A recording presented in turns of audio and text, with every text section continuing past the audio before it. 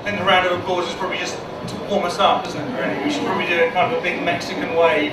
The problem can never be solved within the framework in which the problem was created. Makes perfect sense, really. There's a whole load of people who've created those issues, and a significant problem arises. Why would they be able to apply the previous thinking to the new problem? We think that makes common sense. Right? So, okay, so then let's just go back 2 years.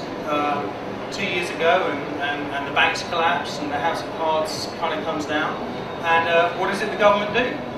They get all the banks around the table and says, what are we going to do about this? As if they know. A problem can never be solved within the framework in which the problem was created. So we have to think outside the box. I know that that is something that we talk about a lot, but I think that is incredibly significant in this moment now. We're creatures of habit. We get locked into habits and ways of doing things. And sometimes those ways of doing things are not very effective. And I think that we need a new way of approaching work, a new set of behaviours to match the new world that we're living in. And I don't think that stuff happens by accident. I mean that there are 3 core skills that underpin all interpersonal skills. Communication, creativity, and collaboration. So if somebody is a very good communicator, they can think creatively on the spot, not just when they feel like it or whenever they need to.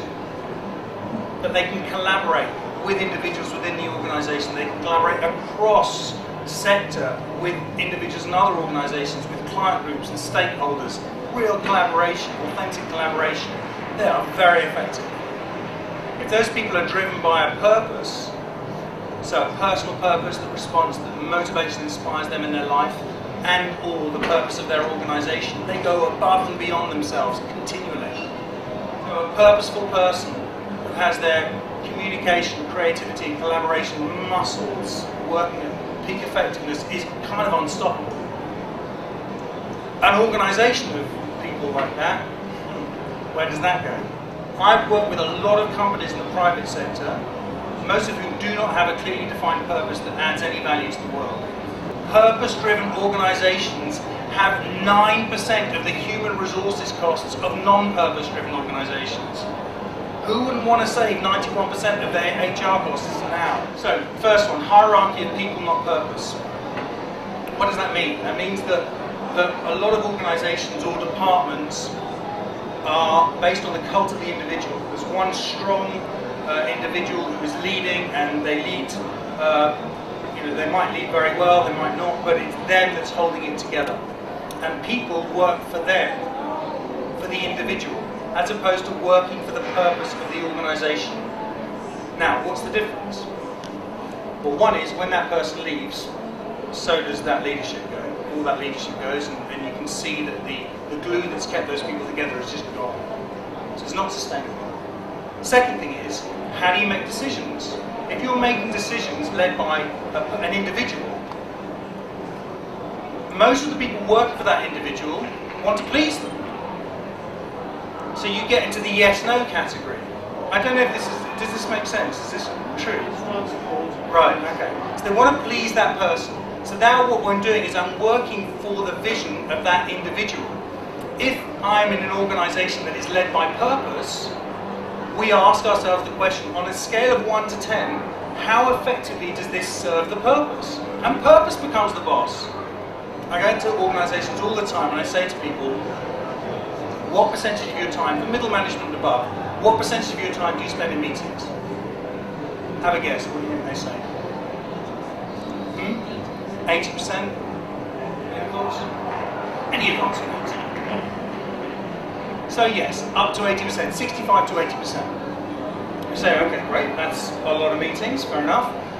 What percentage of that time would you consider to be really effective? 8, 9, 10 out of 10 effective? And they would say 10%. In fact, some of them say 5%. And the people who are running the meeting say 20%. So at best it's 20%, at worst it's 5%.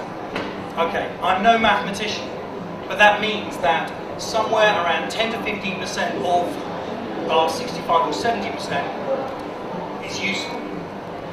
That means that at least 50 to 60% of our life at work is a waste of time.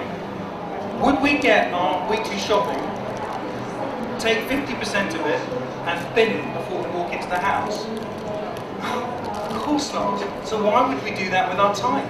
So I was with an organisation recently, and I said to the guy, what's your wage bill? Write it down on one side of a piece of paper. And he writes it down. I said, halve it, 50% of that. I said, what's your other biggest bill? He says, probably our premises and maybe travel.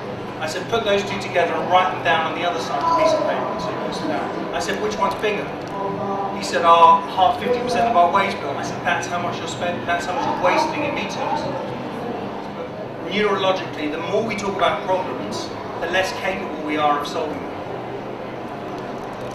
So when people sit around and go, the problem is this, the problem is that, the problem is this, the problem is that, problem, oh, and another thing about the problem is this, and another thing about the problem is that, problem, we kind of get depressed, actually.